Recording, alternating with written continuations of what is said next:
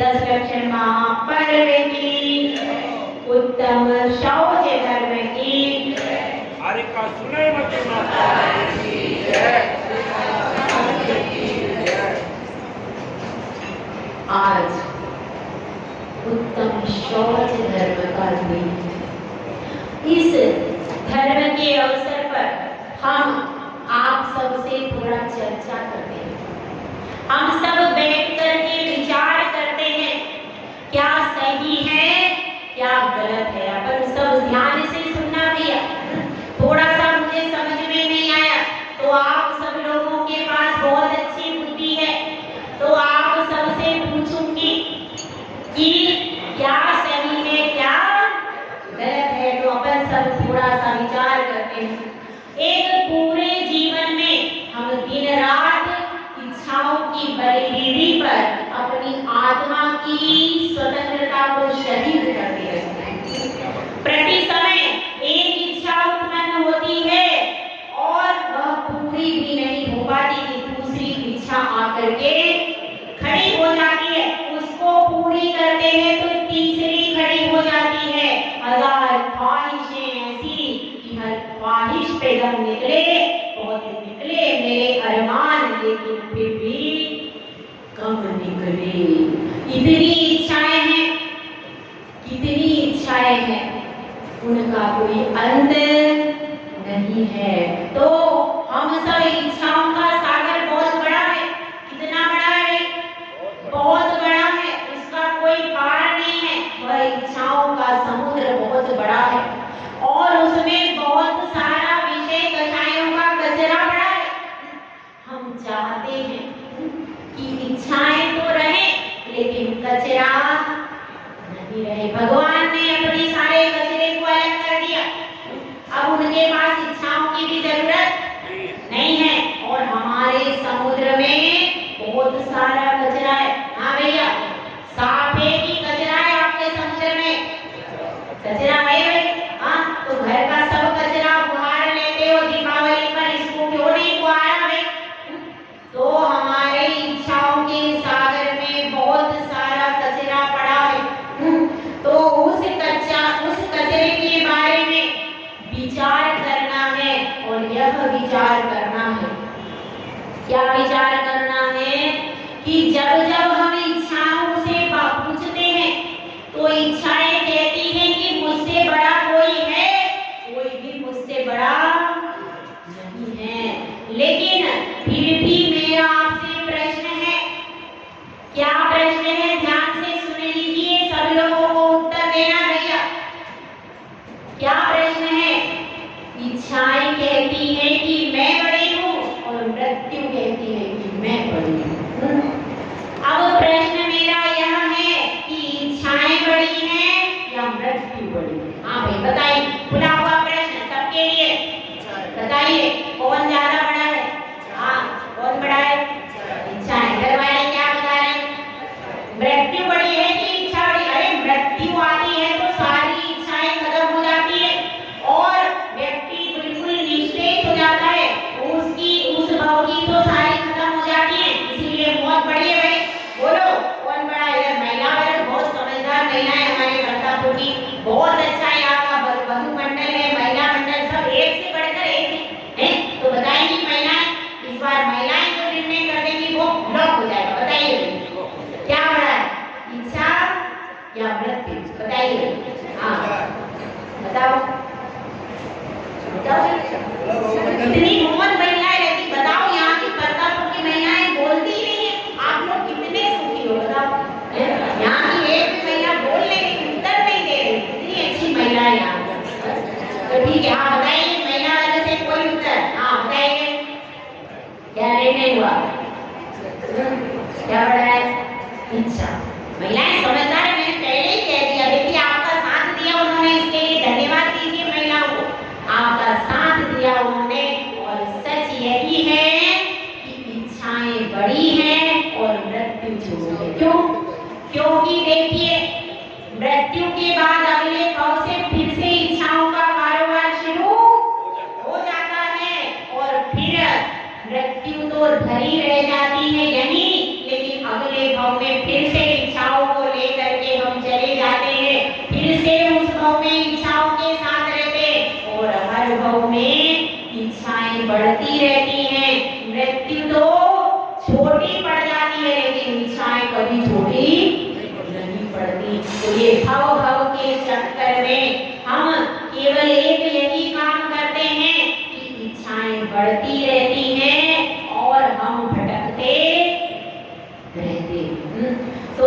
इच्छाएं, इन इच्छाओं के बारे में क्या होता है कि मृत्यु हमारा वर्ण करती रही और इच्छाएं घटी नहीं, बढ़ती रही।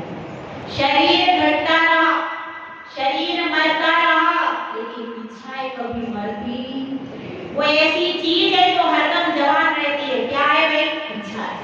कभी इच्छा पूरी नहीं होती, आदमी बूढ़ा हो जाता है लेकिन इच्छाएं पूरी कहीं होती है क्या? इच्छाएं नित्य प्रति युवा रहती है। आपसे कोई पूछे कि हमेशा युवा कौन रहता है, लेकिन इच्छा ऐसी चीज है जो कभी पूरी, बूढ़े व्यक्तियों में भी इच्छाएं पूरी नहीं होती। उनको भी तरह तरह के माल मसाले खाने की इच्छा होती रहती है। वह कभी इच्छाएं, वो तो इच्छाओं को रोक लेते जब डॉक्टर कहता है नहीं, अब आपको डेथ की तरफ चले जाओगे, यदि आपने ज्यादा कुछ इधर उधर का खा लिया तो क्या करते? इच्छा को रोक ले। लेकिन इच्छा अंदर तो है, वह खत्म नहीं होती। तो हमको विचार करना है।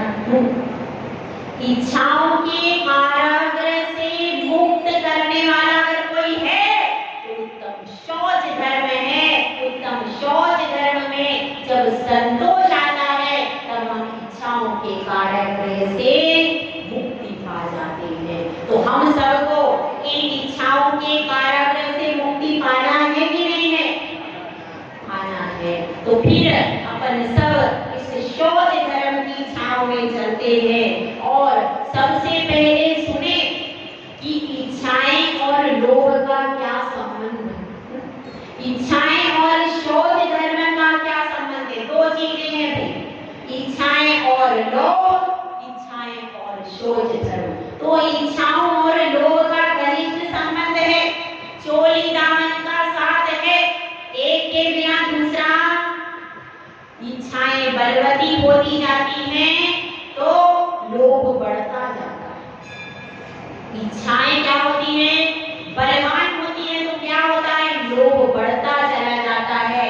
और जब इच्छाएं बलहीन हो जाती हैं तो संतोष अच्छा अर्थात शौच धर्म बढ़ता चला जाता है।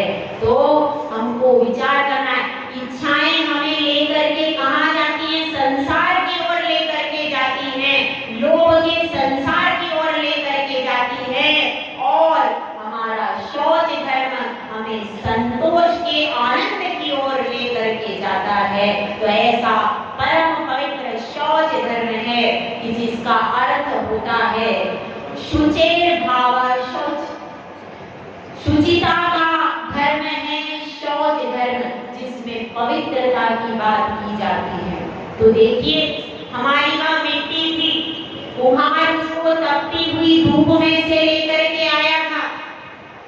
उस मिट्टी में से पहले लाल कंकड़ हटाए गए, फिर उसमें से पीले कंकड़ हटाए गए और फिर इतने कठिन कंकड़ उसमें थे कि दिखाई नहीं दे रहे थे। मायाचारी के कंकड़ ऊपर ऊपर मिट्टी कोमल दिख रही, लेकिन अंदर से कठोर थी। तो कुम्हार ने वह मायाचारी के जो कि मिट्टी के समान ही दिख रहे थे, उन मायाचारी के कंकरों को भी हटा दिया। अब चौथी कषाय की बात आई कि चौथी कषाय लोभ के कैसे कंकर हैं? काले काले कंकर हैं, क्योंकि इसमें बहुत सारी मलिनता है। तो आज हम सबको यह लोभ के कंकर हटाने हैं, क्योंकि जब तक क्रोध, मान, माया और लोभ यह चार कषाय नहीं जाती तब तक सत्य का अवतरण होना संभव नहीं। पवित्र होगा, पवित्र हृदय में ही सत्य का वास हो सकता है। आप पवित्र हृदय में सत्य का वास नहीं हो सकता। इसलिए बंधुओं विचार कीजिए उस पवित्रता के बारे में कि जिसकी चर्चा कहाँ कहाँ होती है, जिसके स्वामी है हमारे सिद्ध प्रभु। वास्तव में तो परम पवित्र कौन है? सिद्ध प्रभु। क्योंकि अनंत में भी कुछ तो मलिनता भी शेष है, तो हम सब भी जरा सा विचार करें। क्योंकि पवित्रता तो भाई परिणामों में रहती नहीं है। लोभ से हमारा चिर परिचय है, लोभ का साम्राज्य दो के ऊपर आधारित है। कंचन और कामिनी दो के प्रति संसार में सारे लोग घूम रहे हैं। ये दो लोग है, और भी कई प्रकार के लोग होते हैं। देखिए, एक कथा हमारे पुराणों में आती है, लुब्धदत्त सेठ की कथा। उसकी कहानी सुनिए। उस राज्य की रानी अपने गवाक्ष से देख रही है, झरोके से देख रही है बाहर। अरे यह कौन इतना निर्धन हो, इतना निर्धन, इतनी कड़कड़ाती ठंड में, जबकि तुषार पड़ रहा है, ओले पड़ रहे हैं, पानी गिर रहा है, सब लोग कपकपा करके दुशालों में लिपटे हुए घर के अंदर वह कौन, यह बूढ़ा, एक छोटी सी धोती घुटने से ऊपर और कोई वस्त्र भी नहीं, और कड़कड़ाती ठंड में यह लकड़ी काट रहा है। ओहो, कौन इतना गरीब मेरे राज्य में है? अपने स्वामी के पास जाती है, बड़े प्रेम से कहती है। जब कोई बात कहता हो ना तो विशेष मिश्री बोल के आती है। अब वो कहती है, हे स्वामी सुनो, आपने तो कहा था इस राज्य में कोई भी गरीब नहीं है। आप प्रजा पालक हो, न्याय प्रिय हो, दानवीर हो, और हमारे ही राज्य में देखो कैसी दरिद्रता है। राजा कहता है, तुम क्या कह रही हो? हमारे राज्य में सब संपन्न है, कोई भी दुखी बूढ़ा भूखा बीमार नहीं है, सब संपन्न है। तो वह रानी उस राजा को गवाक्ष के पास ले जाती है, झरोखे के पास ले जा करके, और इशारा करती है कि देखो वह नदी किनारे कौन है। जब रानी इस तरह से दिखाती है तो राजा भी अभौचक रह जाता है कि हमारे मंत्री तो कहते हैं कोई गरीब नहीं है, यह इतना गरीब यहाँ कैसे आ गया? अब वो कहते हैं कि जाओ मेरे नाम, उस व्यक्ति को यहाँ लेकर के आओ, इतना गरीब यह लकड़हारा है, लकड़ी काट रहा है।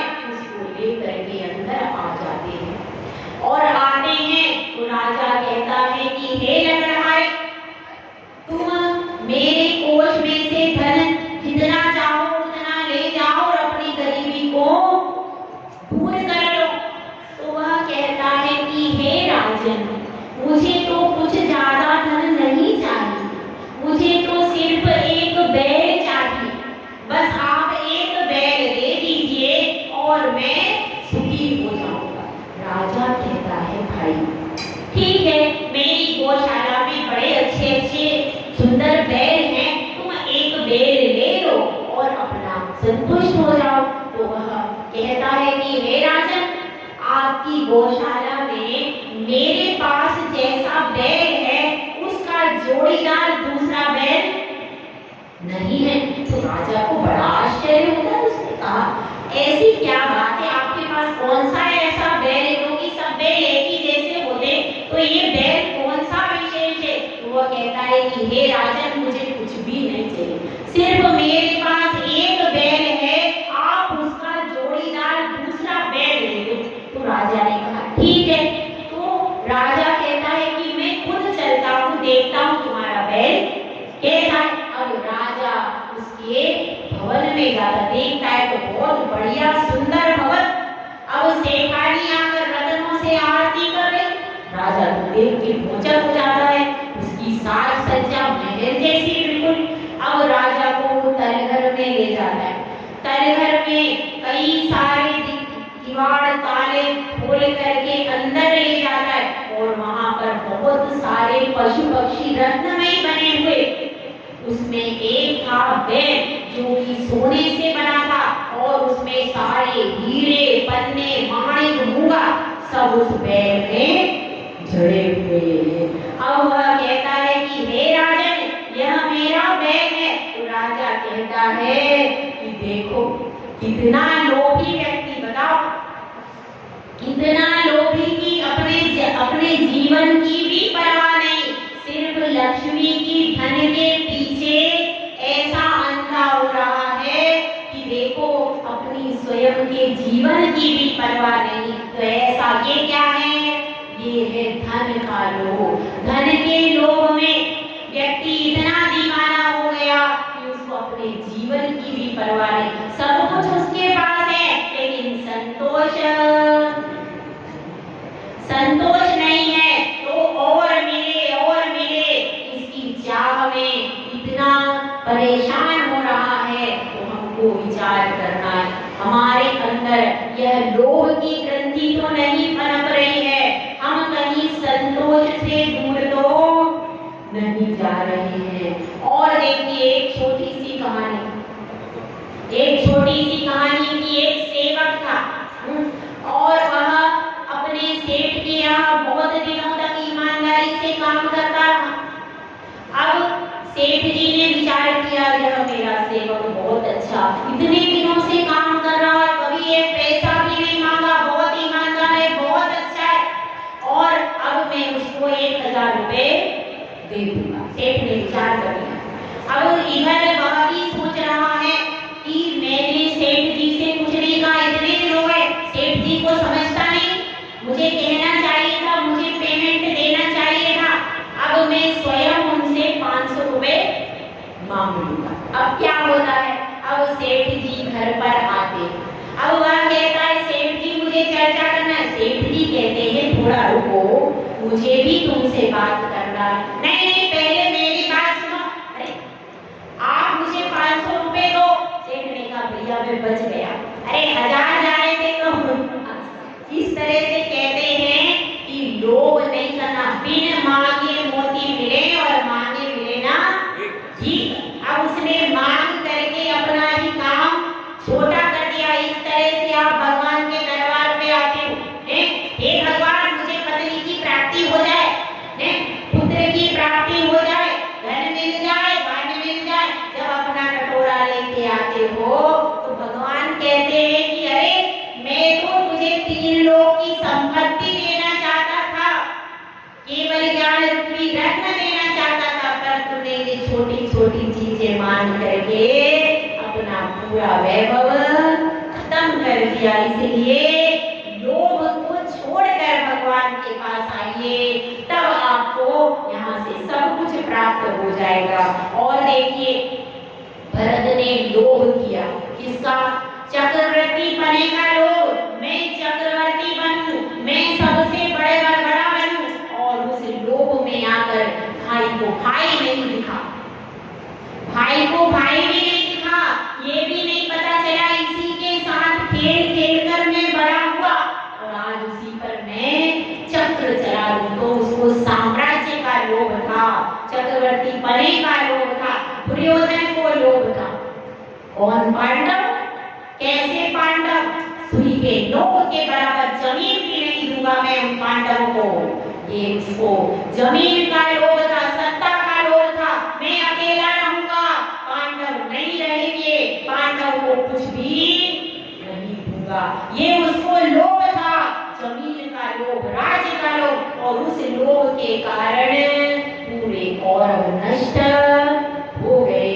तो लोभ की स्थिति अच्छी नहीं होती। और देखिए भरत का पुत्र आकृति, उसको कामिनी का लोभ था।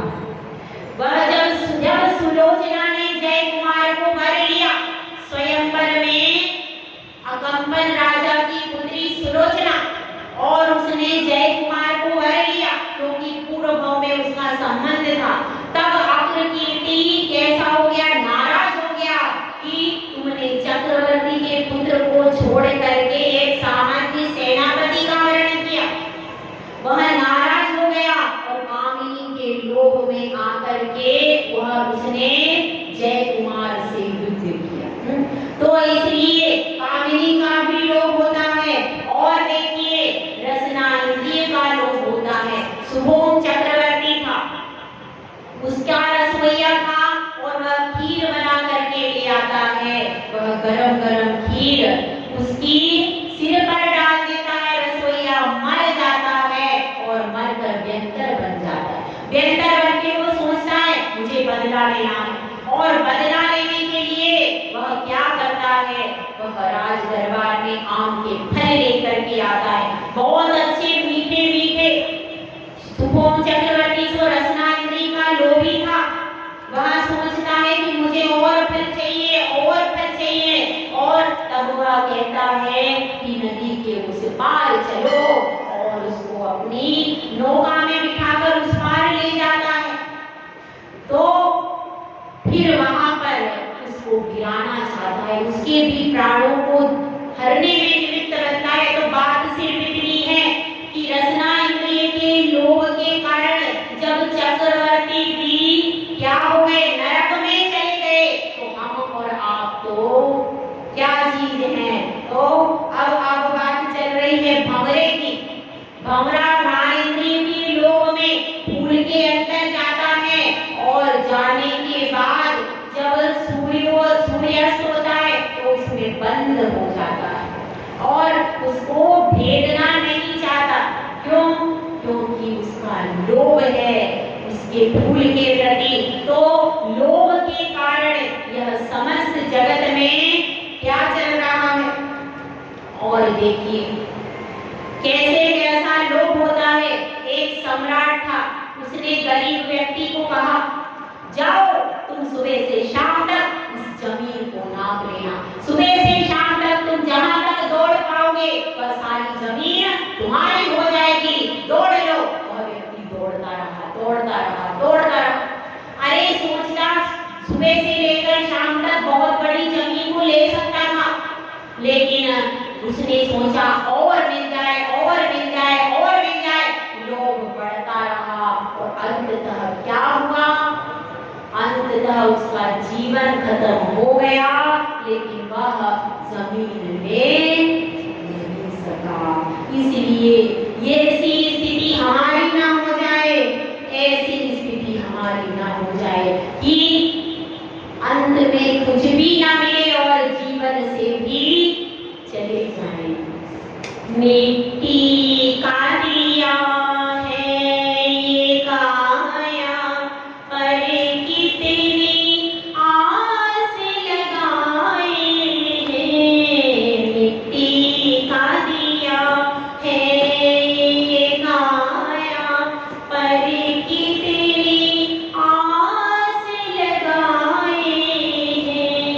छोटी सी जरा जोत मिली सूरज से मिलना चाहे हैं।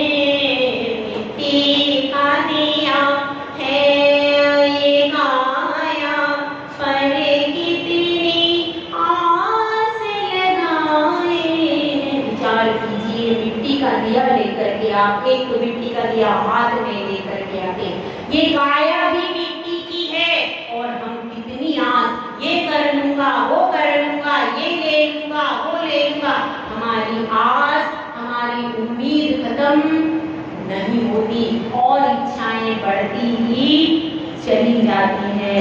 तो देखिए एक छोटा सा दृष्टांत, लोभ का दृष्टांत है, बहुत अच्छा है, आप लोगों का मन लगेगा इसमें। एक कंकभट्ट ब्राह्मण था, वह कंकभट्ट ब्राह्मण था। तो देखिए लोभी जीव कितने निकृष्ट होते हैं, कंजूस प्रवृत्ति के। उसकी माता का देहांत हो गया, उसने सोचा मैं गांव में जाऊंगा तो अंत्येष्टि क्रिया करनी पड़ेगी, बहुत सारे पैसे लग जाएंगे, तो मैं यहीं पर एक श्रीफल चढ़ा देता हूँ, ऐसा उसने सोचा। अब क्या करूं, तो श्रीफल खरीदने मार्केट में गया।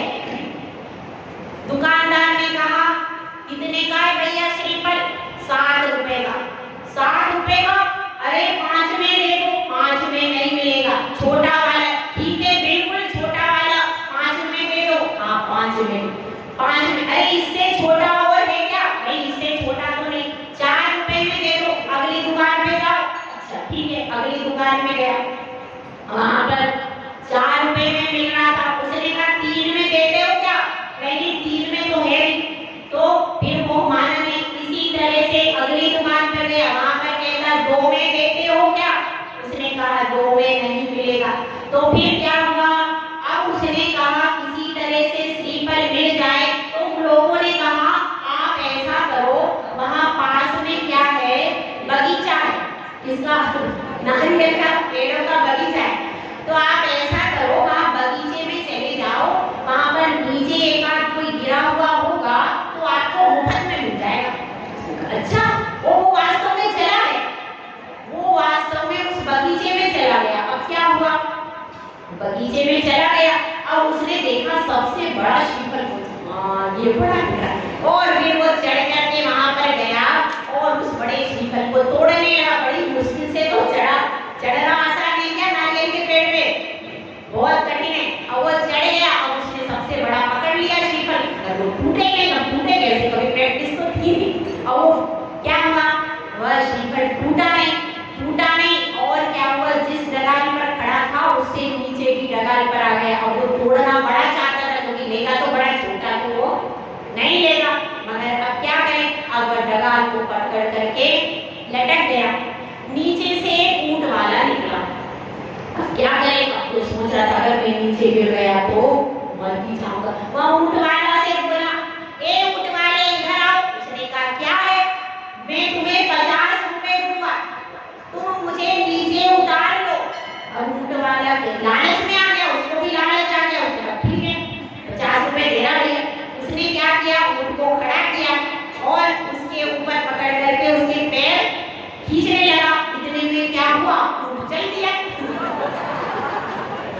अब वो ऊंट चल दिया तो क्या है, ऊंट आगे बढ़ गया, अब दोनों लटक गए, और उसने अब दोनों लटक गए। अब क्या हुआ, अब सौभाग्य से वहां पर हाथी वाला आया। उन दोनों ने कहा, हाथी वाले इधर आओ। क्या बात है, देखो भाई, हम दोनों तुमको 50 रुपए देंगे, हमको नीचे उतारो। हाथी वाला लोग में आ गया, उसने कहा भैया बढ़िया, 50 रुपए मिल रहे, दोनों के 100 हो जाएंगे, बढ़िया काम है। और उसने क्या किया, हाथी पर खड़ा हुआ और उसके पांव पकड़े, नीचे वाला कौन था, ऊंट वाला, उसके पैर पकड़े। अब उसने जैसे ही पैर पकड़े, हाथी इधर से खिसक। अब क्या हुआ, हाथी खिसक गया, अब बड़ी परेशानी, हाथी खिसक गया, अब क्या करें, अब कितने लड़क गए भाई, 3 लड़क गए। अब एक क्या बात थी, एक सवाल निकल रहा था। अब उन सब ने कहा कि भैया तुम हमारी जान बचाओ, हम तीनों तुमको 50 रुपए देंगे। तो घोड़े वाले ने सोचा भैया सौदा तो बुरा नहीं, एकदम 150 मिल जाएंगे। घोड़े वाला लोग में आ गया। अब क्या हुआ, अब घोड़े वाले ने क्या किया, घोड़े पर खड़े होकर के पैर पकड़े, घोड़ा इधर से रवाना। अब कितने लटक गए भाई, चारों लटक गए, लोग से चारों लटक गए। अब क्या गए, अब इन तीनों ने, जो पीछे वाले 3 थे, कौन थे, ऊंट वाला, हाथी वाला और घोड़े वाला, इन तीनों ने ऊपर कंकभट्ट था, तो उस कंकभट्ट ब्राह्मण को कहा कि देखो तुम डाली नहीं छोड़ना, हम तीनों तुमको 50 रुपए हम तीनों तुमको 50 रुपए देंगे। तो उसने सोचा तो अच्छा कैसे, वो पैसे गिनने लगा। जैसे ही उसने पैसे गिने और क्या हुआ, हाथ छूट गया। ये चारों केवल एक श्रीफल के लोभ के कारण चारों का अंत हो गया। तो ऐसे हमारा जीवन कहीं अंत की तरफ न चला जाए।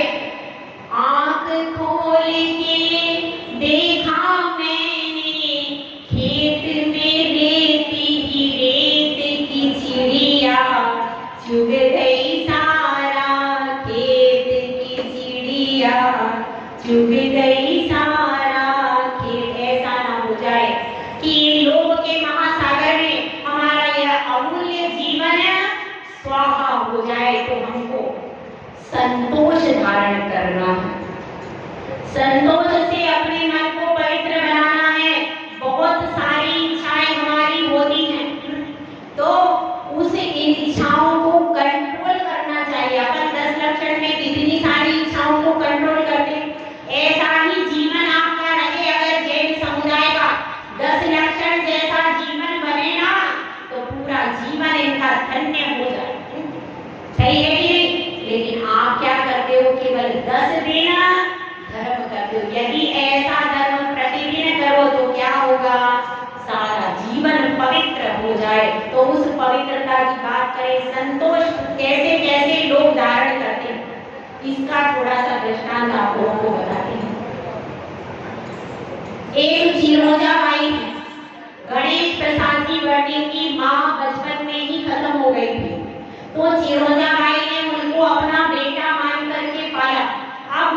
परिग्रह परिमाण व्रत ले लिया। अब शिखर की वंदना के लिए गई। जैसे ही शिखर की वंदना के लिए गई तो एक भाई साहब पहुंचे। उस समय मोबाइल नहीं था, पुरानी बात है भैया। एक भाई साहब पहुंच गए उनके घर से। उन्होंने कहा, भाई जी सुनो, तुम्हारे घर में चोरी हो गई, सब चोर ले गए। उसने कहा, अब क्या करोगे? तुमने तो परिग्रह परिमाण व्रत ले लिया, अब उसको तोड़ दो और अपने घर की संपत्ति दोबारा करो। तो वह कहती है कि नहीं, मेरा तो नियम है, जो घर में होगा उसको छोड़कर मेरा सब त्याग। ऐसा उन्होंने नियम कर लिया। अगर घर में कुछ भी नहीं होगा तो कोई बात नहीं है, लेकिन जितना घर में होगा उतना ही मेरा परिग्रह परिमाण। इतना संतोष है कि अब घर में ये भी बता रहे कि चोरी हो गई है और घर में कुछ भी नहीं हो सकता है, लेकिन फिर भी उन्होंने नियम कर लिया। अब उस घर में जितना सामान बचा होगा उसको छोड़कर मेरा सब, इतना और नियम कर दिया। और समेत शिखर में भक्ति भाव से पूजा करने कोई मतलब ही नहीं है उन चिरोजाबाई जी का। तो फिर वो घर पे आए। घर पे देखा तो जो धन संपत्ति थी वो पूरी सुरक्षित थी, चोर कुछ भी ले जा पाए नहीं। तो ऐसा है, आप कहीं धर्म क्षेत्र पर जाते हैं तो मन से बिल्कुल घर परिवार को त्याग करके जाइए, विकल्प हटा करके जाइए, तो आपकी चीज आपके पास ही रहेगी। और एक श्रीमद राजचंद्र का उदाहरण आता है कि वे जवाहरात का व्यापार करते थे। बिल्कुल सत्य घटनाएं बताएंगे, दोनों सत्य घटनाएं। इसके बाद श्रीमद राजचंद्र जवाहरात का व्यापार करते थे। अचानक क्या हुआ, बहुत ज्यादा दाम बढ़ गए जवाहरात के, और पहले दाम कम थे। अब क्या हुआ, अब एक व्यक्ति ने क्या सोचा कि मैं यदि अभी जवाहरात को क्या करूंगा, बेचूंगा तो लाभ ज्यादा हो जाएगा। इस तरह से उसने और बढ़ने की उम्मीद में उनको छुपा लिया और उसने स्वाध्याय में आना बंद कर दिया। अब श्रीमद राजचंद्र जी उसके घर पे गए। उन्होंने कहा कि भाई क्या बात है, आपने स्वाध्याय में आना क्यों बंद कर दिया? तो वह कहता है कि मैं अभी घाटे में आ गया, क्योंकि वो जवाहरात की पहले बढ़ गई थी और अब क्या हो गई, घट गई। तो मैं अभी घाटे में आ गया, मैं आपकी पाई पाई चुका दूंगा।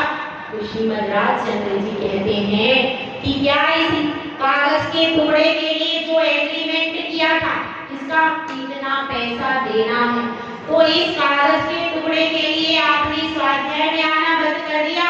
उन्होंने कागज का टुकड़ा वहीं पर फाड़ दिया। इसको कहते हैं संतोष। कोई बात नहीं, सबसे बड़ा धर्म है, धन सबसे बड़ा नहीं है। गोधन, गजधन, बाजधन, बाज मतलब होता है घोड़ा, गोधन, गजधन, बाजधन और रतन धन खान, जब आए संतोष धन, सब धन धूल समान। अगर आपके पास संतोष धन है तो ये सब धन कैसे है, धूल के समान है। और अब आप सबका एक दृष्टांत, एक परिवार था, संयुक्त परिवार था। उस घर में एक बड़ी बहू थी, बहुत समझदार थी, सबको लेकर के चलती थी, सबका ध्यान रखती थी। और अब क्या हुआ, उस बड़ी बहू ने सोचा कि देखो सब घर का बंटवारा हुआ तो बड़ी बहू को सबसे छोटा फ्लैट मिला और बाकी सबको कैसा मिला, बड़ा मिल गया। एक ही घर में 4 हिस्से हैं और नीचे वाली मंजिल का जो फ्लैट है, जो कमरा है, बहुत छोटा है। अब उसने कहा, अब उसके मन में कुछ नहीं था। देखो जो भी बात होती है तो बाहर की मंत्राएं बहुत है हमारे यहाँ समाज में, कभी नहीं। तो बाहर की मंत्रा ने कान भर दिए, तो बड़ी बहू तुम्हारा कमरा इतना छोटा, तुम तो ठगा गई, बताओ ऐसा होता है। अब उसके कान भर गए। अब वो कमरे के अंदर नहीं जा रहे, बाहर गैलरी में टहल रही। अचानक उसने देखा नीचे एक झोपड़पट्टी है और वहां पर 2 पति पत्नी बैठे हुए आनंद से बैठे हैं और बात कर रहे हैं बड़े प्रेम से। वह सोच रही है कि मेरे पास सिर पे छत तो है, इनके पास तो कुछ भी नहीं है, खाने को भी नहीं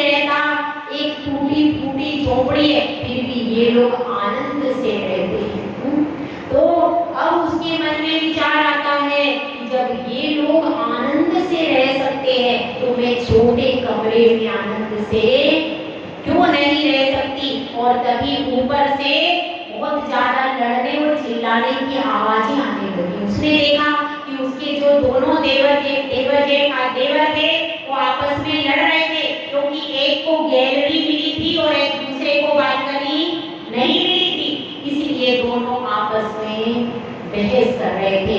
इतने में वो जो सामने की झोपड़ी वाली महिला है वो आ जाती है। तो वह कहती है कि देखो अम्मा जी आप अच्छी तो हो। वह पूछती है तो कहती है कि मैं तो बहुत सुखी हूँ, कोई बात नहीं, मेरा जो पति है वो बहुत अच्छा है और मेरा बहुत ध्यान रखता है, इसलिए मुझे कोई तकलीफ नहीं है।